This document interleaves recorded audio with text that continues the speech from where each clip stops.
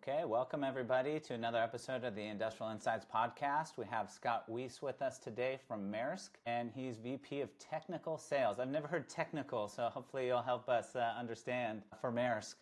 And Scott, thanks for being here today, for spending time with us, and then helping us understand maybe at a bigger perspective the 3PL game. We've talked with the smaller and regional groups, and it's such a big aspect of industrial real estate that how can we not know the players and know the different tiers? So I really appreciate you being here. I find people will find it very valuable. Thank you for having me. Great to be here. Looking forward to the conversation. And Scott's in SoCal too, so we got SoCal on lockdown today, which is great. And then the vibe this year has been a lot of readjustment. So not to rehash what happened during the pandemic to supply chains and to industrial real estate, but I feel like rationalizing footprints, justifying every penny and what penny goes towards warehouses. We've seen people move out of SoCal, downsize in SoCal, and then now we're seeing some people say SoCal's on sale. Now maybe we should be okay paying the freight for getting a new place or maintaining what we have in SoCal. So it's an interesting ride on the roller coaster of how do you adjust with the cycle? And so you must see this too. What do you see on your end? How's that fit into your experience and your role? Yeah, for sure. It goes up and down, but I always tell anybody that listens to me, real estate rates only go up, they never go down. When you look at the chart over time, it goes up. There's some down years, but over time, it's always going to go up. But you're right, post-COVID, 2021, if we all remember, imports were record volume. The country had a big appetite for purchasing footwear, apparel, and the like. So a lot of brands at that time and 3PLs took down a lot of space in 2021 in particular. Lo and behold, here we are. We're coming to 2026. And as you know, Justin, leases are usually 5 years. So I'm getting calls, 4, 5, 10 calls a day. What should I do? Should I resign? Should I downsize? For those that insource, should I outsource? And this is probably the hottest topic I'm seeing right now as companies look to 2026. Other than saying, call Justin, what do you tell them when they ask you that question? The answer is not the same answer for every customer. Every customer is unique. It's not a one size fits all model. So you really have to look at the whole global supply chain. Obviously, tariffs have really changed things. Before, everybody was making products in maybe one country, China, but now they've really branched out to multiple countries. So you have to look at your inbound flow in the global supply chain. The real estate is a really important part of it, but you also have to look at the labor availability in the region you're considering, and you have to really consider the outbound transit, the time and the cost. So what I tell them is you need to look at the whole end-to-end global supply chain and not just one part of it to make an informed, educated decision. Yeah, and everybody does a different job, I'm sure, at having access to real-time answers to those questions for their own internal operations. Some might have. Yeah, I went to a facility recently in the middle of, I won't say what state, it was in the middle of nowhere. And the customer was so proud they got a big tax break on the real estate. It was 1 penny from the governor, but they couldn't get labor for the facility because it was in the middle of nowhere, 6 hours away from the closest port. So that's kind of an example of where brands and 3PLs really need to consider the end-to-end aspects of where their warehouse should be.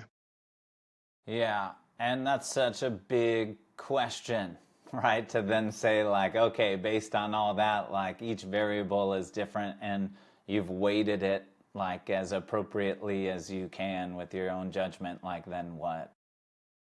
And then once you find out where the warehouse should be, you have to think about how many you should have and how big it should be. So that's a whole nother exercise. So it's just not one answer of I want to be in Southern California.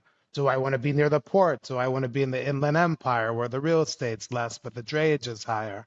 Do I need 1 million square feet? Do I need 500,000 square feet? And these are big decisions. We work closely with our customers to help them as any way we can. Yeah, so you have most of those skill sets in-house? We do. We do. Um, Maersk is a global logistics provider, so we're unique. We provide asset-based, end-to-end global supply chain services. About a $60 billion revenue company.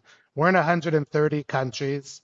So Maersk is very unique. Not many brands have the power of Maersk, where we can literally look at a customer's global supply chain, see what factories they're shipping from, what the volume is, air freight, ocean. We obviously are one of the biggest steamship lines. We have our own airplanes. We have over 550 warehouses globally. So yes, we have a whole supply chain design team that can do center of gravity analysis. The key is to get the data from the customer, and we can look at the inbound, the real estate, the labor, and the outbound, because we also, in addition to the warehousing, provide final mile through Maersk Ground Freight with our own Maersk trucks, thousands of Maersk trucks, and also our small parcel agreements with all the major outbound carriers. So I call it the power of Maersk, and it's pretty cool. Yes, we can absolutely support customers with this need. Undeniable, yeah. How could you ever lose? Yeah, it's just because they haven't found out yet.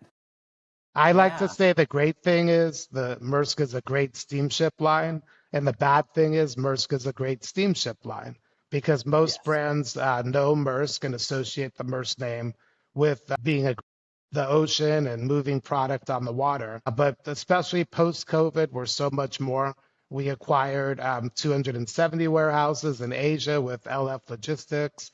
We have those Maersk airplanes. We acquired Performance Team for the US, which was a leading omni-channel privately held 3PL, very reputable. And then we acquired Pilot a few years ago for the outbound final mile. And we acquired Visible Supply Chain for the small parcel shipping. So now we are all one Maersk a few years later. And companies are pleasantly pleased and surprised, but pleased with all we can offer once they get to know Maersk and the end-to-end global supply chain value we offer. Yeah, it was new learning to me thinking about like when working with a company with that scale that you can really help people like design the nodes that they like might make for the optimal mix rather than having to decide how many like finding and operating the warehouses in those markets and just to be like already have you in those markets and then decide for this product for our company what are the best ones that we could be in and have that be like just such a faster way to scale and to get service levels and delivery times to your customers like how you want them to be or to like serve that demand. Yeah, my operations team would say they would hate me for this, but I always say picking the product is the easy part. The real thing is the value that we add. A great 3PL doesn't just fulfill and process orders. They give you best practices and tell you how you can do things better.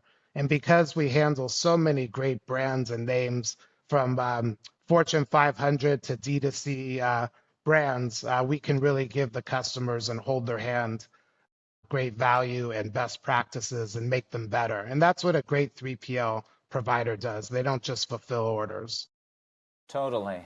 Give us examples, Scott. That's we thrive on examples. What would be ones that come to mind that like are most helpful? The ones that come to mind are the ones that, they might be using one facility right now in Southern California. And maybe, the world's changed. Maybe their business was historically all wholesale, shipping to the likes of Walmart, Target, and Nordstrom. So when it's collect payment, it makes sense to keep it at the closest port of entry, which is generally Southern California. But then now the D2C world where e-commerce is so important and there's very few brands that are only wholesale now. You really have to do D2C and many have their own retail stores. we can start playing with things. Should you have a DC in Southern California and New Jersey to fulfill the East Coast D2C from there and the West Coast from Southern California and the wholesale from there? Should you be in Savannah? Should you have one DC in Cincinnati to fulfill the whole country in 2 to 3 days? So we have a lot of levers to pull. So we look at the key is the outbound freight, actually, when you're deciding where the warehouse should be, who's paying for the outbound freight, how much wholesale do you have, how much D2C do you have. So you kind of start there and then you work your way back. So that's Yeah. one story that comes to mind. I mean, I've made a living off failed 3PL relationships. I hate to say that, but we People coming to you after having a bad experience. yeah, marriage, I think, is 50% divorce rate. And the reality is 3PL is about a 65, 70% divorce rate. So I always like to say the most important thing in the contract is not in the contract. And I also like to tell customers we interview them as much as they're interviewing us. They don't Yes. realize that, but it's true. So not every partnership is a great fit. So a great 3PL will realize that this is the type of customer that I'm a really good fit for or is a really good fit for us. And some are not a good fit. And that's important to realize as well as you do the research process. Not everybody is a customer for Maersk. Some are better fits for regional, smaller providers and the like. So that's very important when you're researching who to partner with for any partnership, let alone a 3PL warehouse partnership.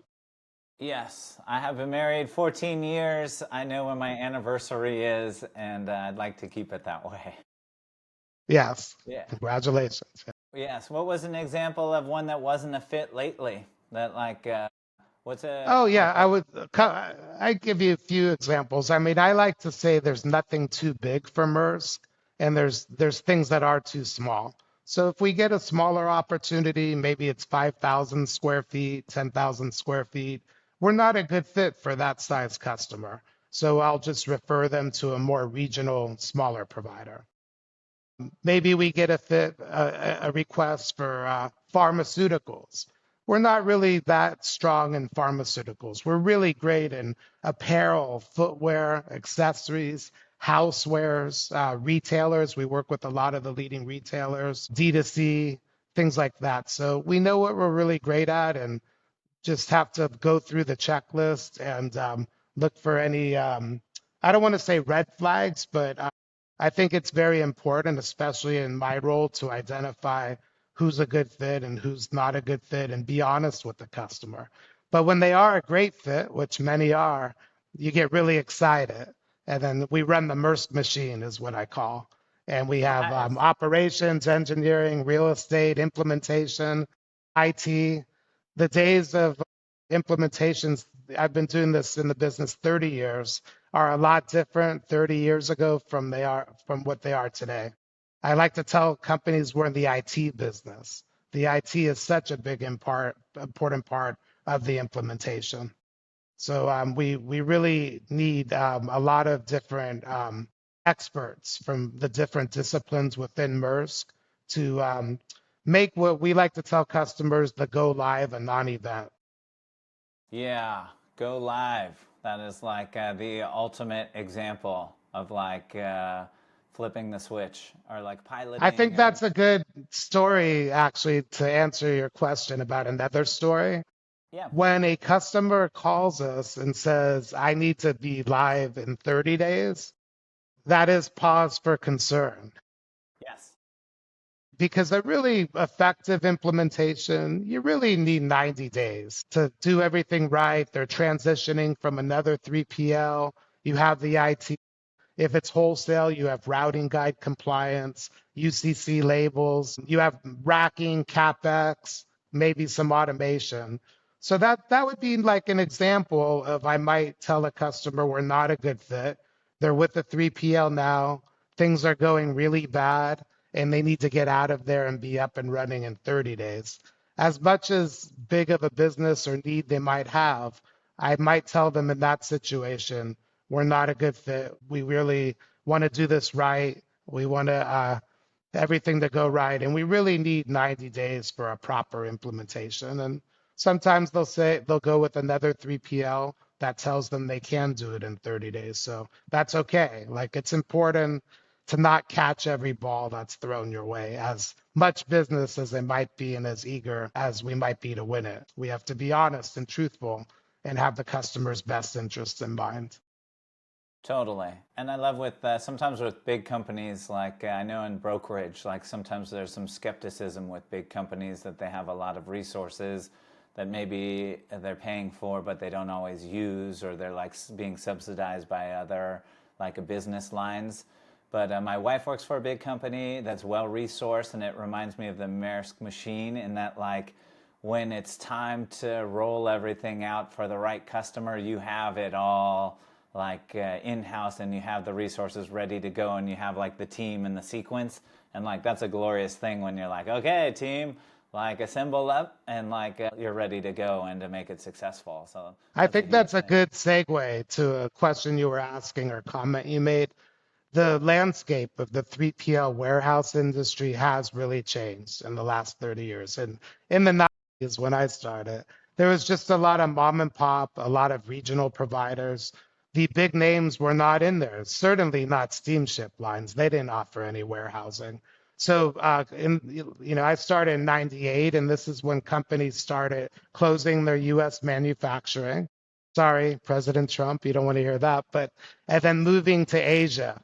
And when they moved to Asia, they needed warehousing and outsourcing. So in those days, there was probably 8,000 regional providers, some that had been in business for 30, 40, 50 years at the time. Now, flashing back to 2025, the landscape's really changed. You have about 15 major players of really big size. These are multi-billion-dollar companies like Maersk. Maersk is in the top 10 warehouse footprints in the US. We have 29 warehouses in Southern California. We have 172 warehouses in the US and about 30 million square feet. So there's around 10, 12, 15 of us that can handle these big programs, if you will. And then the next level is your regional provider, someone that maybe has been in Southern California since the 1920s and has Yeah. like 5 or 6 warehouses. So it's I don't want to say the haves and the have-nots, but the landscape has really changed because these 10 or 15 have acquired these regional providers like Maersk, where Yeah. we acquired Performance Team in 2020, which was a great US provider that's been around for 35 years. So the landscape of 3PL has really changed over the years and will continue to evolve. But the IT is the big one. It's the world's got complex. The D2C's grown. The routing guide requirements. If you're not correct, you're going to get a lot of chargebacks. And this is where the world is today in the world of warehousing. It's you got your 10 or 15, and then your several thousand regional providers. So you've had to get hip to the IT game in terms of like Yes. self-education, knowing like and growing as like that became a bigger component. Did you find that challenging, or how did you find like a learning that or learning enough to be like a liaison between the clients and their teams and like shepherding a project to make sure it's Yeah, ultimately it's successful? evolved over the years. Like think about when I started, we used to get orders faxed to us. How's that for dating myself? Then it went to EDI, and we had the 8 EDI transactions, electronic data interchange. That was in fashion for many years. And then the past few years, APIs came out. Now, I can't Yes. even tell you what API stands for off the top of my head, but these are communications where we can plug and play and integrate within days or even weeks versus the EDI, which is a timely integration. So that's been fascinating where you can truly send a customer like our mapping specs for APIs. They can map to those within a few weeks. And the world's kind of gone that way on the IT side, more for the D2C brands. The omni-channel wholesale, a lot of these brands will have a big ERP like SAP, or the midsize will have NetSuite. and they really need that ERP and send us EDI orders for their wholesale, D2C, and retail, and allocate orders from the ERP. So to answer your question, yes, I've had to really evolve on the IT side and continue to evolve and try to understand the IT language.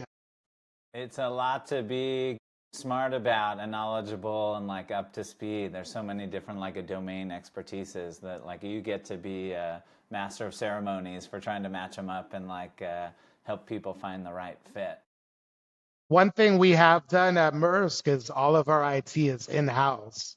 So that's Okay. pretty exciting. We also have a proprietary warehouse management system that we control. We control the programming, and that's pretty cool too. That's a real powerful tool. So having your IT in-house and a proprietary WMS that a customer can use, let's say they use us in 15 countries and they're on the same warehouse management system in all 15 countries, they could be integrated here in the US, and now they want to use us in China. The implementation integration's already done, and then we can roll them out to India and Taiwan and Philippines. It's pretty powerful stuff. And you've got a Scott in China and a Scott in India. That's I just talked to the Scott from India today, this morning. Yes, I can assure you. I told him you're the Scott of India. Yes, you read my mind. another thing that's it's funny evolved but like is still like the same is this insource outsource like every day is like a new opinion on what works for someone on why they should definitely be doing one or the other like help people understand like when you're going through that decision making like what's important to factor in and like why is now a decent time to outsource or like how do you think of just like that concept because people are running through that framework all the time. I'm going to tell everybody there's no right or wrong answer. 3PL model is not a one size fits all model. There's certainly brands that decide to insource all of their warehousing, and they do a great job at it. So that's one spectrum that we see. There's some brands that do their own warehousing and then outsource as well. So they might operate their own warehouse, let's say in New Jersey. They're based in New Jersey. They know the laws. They're comfortable. Maybe their offices are based where the warehouse is, but they don't want to operate a warehouse and the headaches of California. So they outsource in California. We see a lot of that. And then the third model is they want to nothing to do with warehousing. They want to sell and market product and focus on what they do best. And they outsource all of their warehousing. So we see those three spectrums, doing all the warehousing themselves, a model where they insource and outsource, and then another model where they outsource everything. There's no right or wrong answers.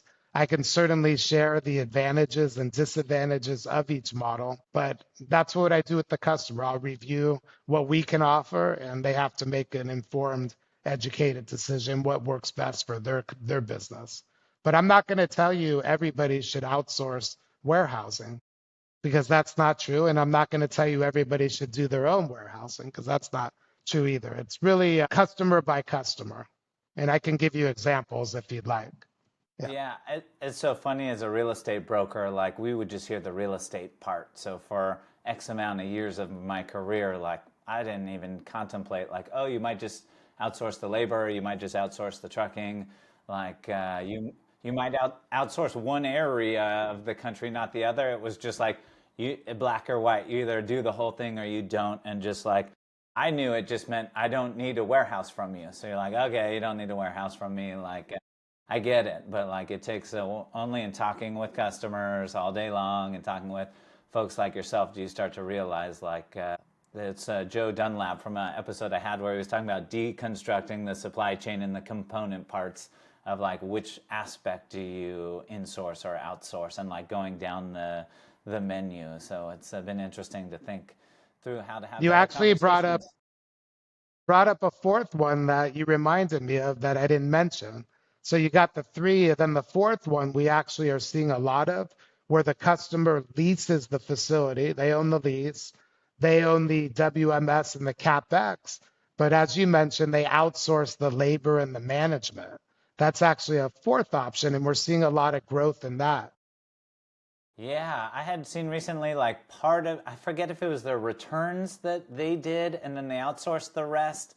And it's interesting that you can start to like parse out that aspect and like, and why would you, when would you, where would you, and like, it's pretty cool though to have something for everybody, and then you get to figure out like where are you strong, and then like where could you use some help, and to be able to like size those up and find a partner That's that why I'm works. going to get a t-shirt that says it's not a one size fits all model.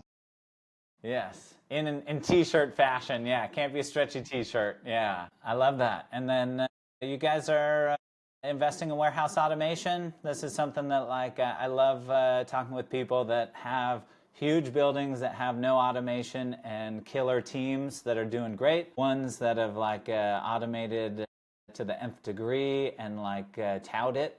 And then today I was meeting with someone that's automating people's existing forklifts, like through retrofits. So I love that it's like choose your own warehouse automation adventure. So where would you say you guys are at in that adventure? And I could only imagine, like with all the new additions to the company, like you probably maybe have a couple of different answers to that. Talk about a loaded question. Yes. So yeah, Maersk has an innovation home base in New Jersey.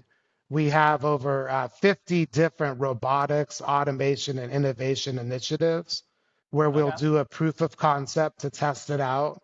And then once it passes that test, it moves on to where we actually handle it in a sometimes a smaller proportion within the facility. I will tell you some of the proof of concepts with the company's work don't make it to the next step. We find that they don't increase productivity and the trade-off is not there. So Maersk is very measured in what we do. We don't just go all in and throw 900 robots on a warehouse floor and say, this is going to be our solution for you.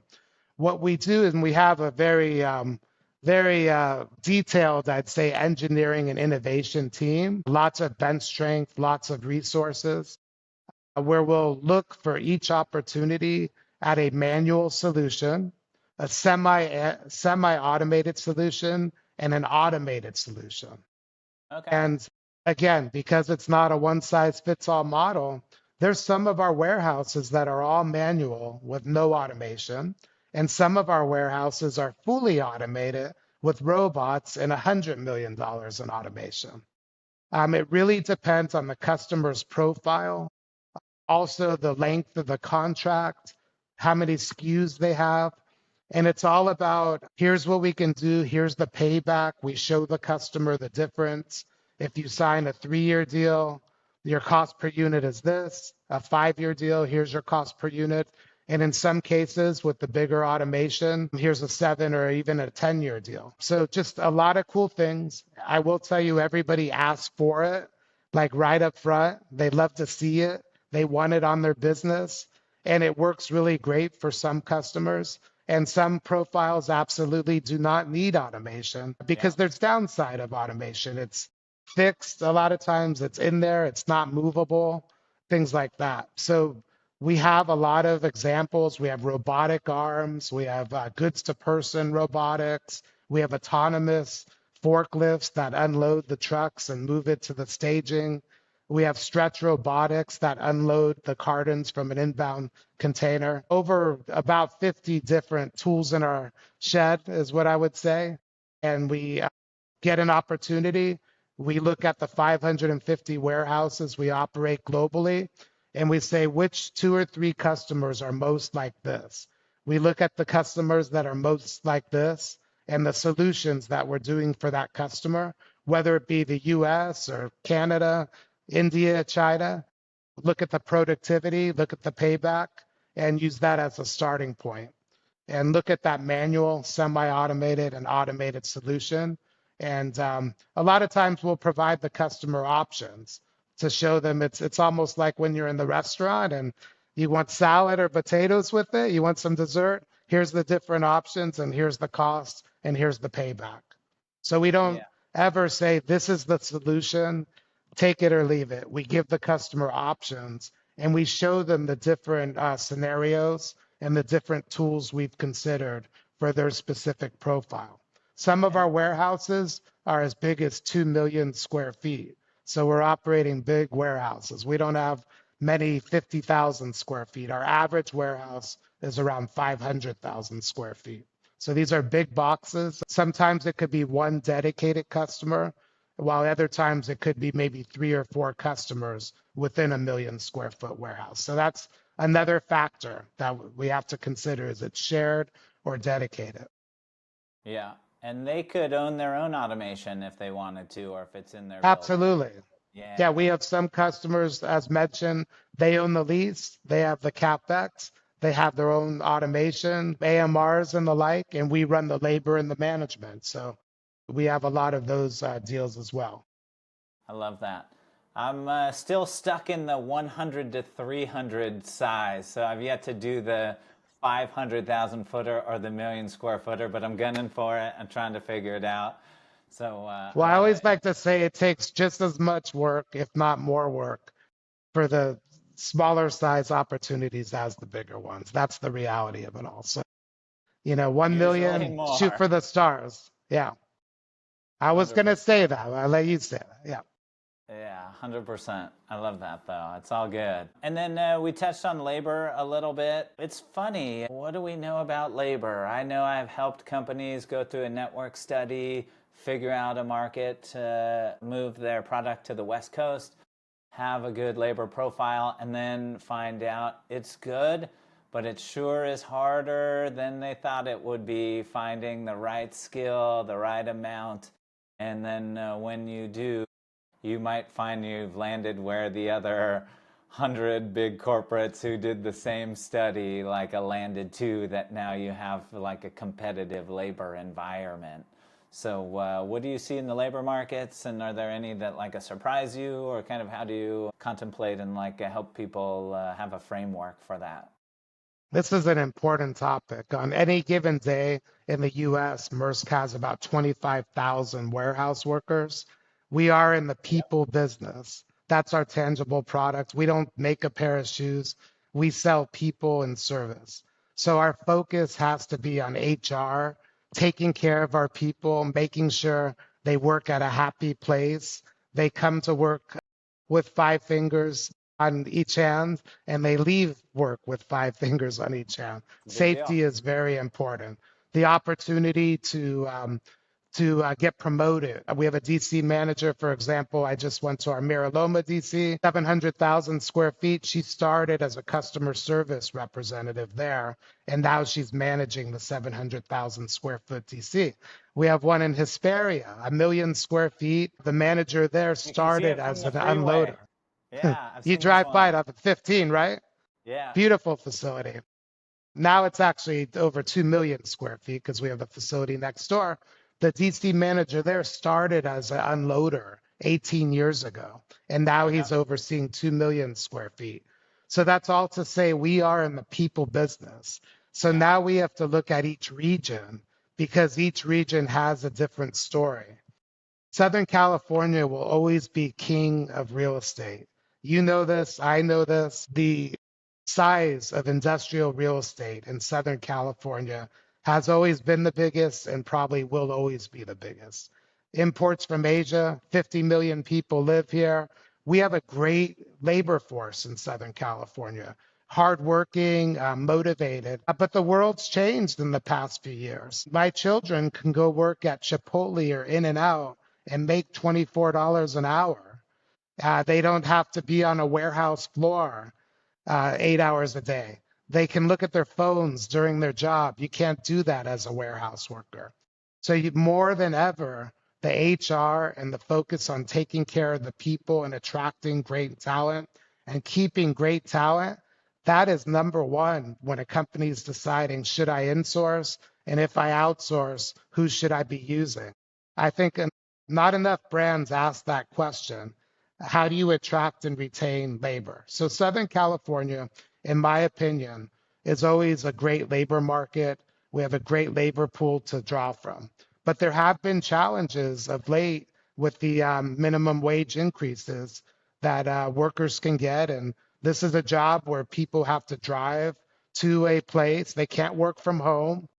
And so that's a real big trend, and the need to take care of people in Southern California attract great employees, especially like you said, the big box across the street is paying 25 cents more, 50 cents more an hour. Money and pay is one aspect of a job we know, but we also know people work for other reasons. New Jersey is another region. Southern California is our biggest warehouse region in the world. Out of the 95 million square feet we operate, Maersk has the biggest footprint in Southern California. New Jersey is our second biggest region, and we have a great labor force there as well. Very similar story to Southern California, I would say, in terms of labor challenges, attracting labor, and things like that. Dallas, we're very big there, and that's similar to New Jersey and Southern California. Great labor force, hardworking, competitors out there, but really great talent. Now you get to all the other regions almost. Savannah is one of the biggest ports in the country right now. They went from like top 20 15 years ago to top 3 right now. It's an Yeah. amazing port. You get a lot of turns. The real estate is a lot less in Savannah than it is in New Jersey and Southern Nice, new, California. modern, probably built like yesterday. Beautiful. Yeah. The port's great. The drayage is less because a lot of these facilities are just a few miles from the port. Drivers get like 7 turns a day. LA Long Beach, I love LA Long Beach, but you'll be lucky if you get 1 turn a day. Not a lot of traffic, but how many people live in Savannah? Around 200,000 people. How many Yes. people live in Southern California? I don't know the exact number, but let's say it's 20 million. So you just don't have the labor force in Savannah like you do in New Jersey or Dallas or Southern California. So a lot of 3PLs and in-house companies really struggle in Savannah. We're fortunate because we have a big presence in Savannah, the biggest warehouse presence there. So we're able to attract employees in that market. Then you get to the other markets like a Memphis and a Louisville, where we know UPS and FedEx are really big. That's a challenging labor market. Cincinnati, Columbus, really growing real estate markets. Middle of the country, lower real estate than Southern California and New Jersey, but not the labor supply. So you really have to attract employees there. And then maybe the other region I could think of is Seattle, where again, it's a high cost of living, great port, it's near the port, but attracting labor is a challenge and something you really have to focus on because of the high cost of living in the Pacific Northwest. So those are kind of the regions that come to mind in the US and how I see the labor market playing out. Did that answer your question? Yeah, totally. Because it's none are perfect again, and then you just have to think through like what does that mean for I love the perspective of like training, retaining, and like elevating team members, and like having the opportunity to be promoted, seeing that path. Like a lot of companies don't have that opportunity to promote from within as much or like value it as highly. Yeah. So I feel like that's a Especially huge if one. you're like, I hate to say it, but if you're insourcing or using a provider, you have one warehouse, there's probably not too much opportunity for promotion. But I'll give you a couple of examples. Like yesterday was crazy sock day at our Dallas facility. And then we have Thanksgiving potlucks, dinners, and that would be an example. Our Ohio regional manager started out as a customer service person in Southern California. The opportunity she became a DC manager. There was a position for Ohio. She moved herself and her whole family out to take that job opportunity. Wow. So these are like really great stories. But yeah, I mean, we're in the HR business for sure. And I could give you a lot of other examples. And I think that's probably one thing that some companies lose sight of is taking care of your employees and making them feel like they're part of a team and part of a family and not just there to get a paycheck. And that's a very big piece of advice I'd give to any 3PL or any company that has their own warehouse. Yeah. You can't overdo that or overemphasize belonging for sure. Cool. Think about the future, Scott. This is a wild ride 2025. What do you see in the future for next year or the next couple of years when you just think of things you're excited about, whether it's at work, in the industry, for the country? What's on your mind that gets you excited that's going to be getting better? You know, the best way to answer that question is that it's probably something we don't know about today. Because every year something happens, whether it be the ship getting stuck in the canal, the That was a good one. a war, tariffs, COVID, like every year there's Containers something. on So the that would port you see in the ocean. Yeah, that are lined waiting. up, yeah.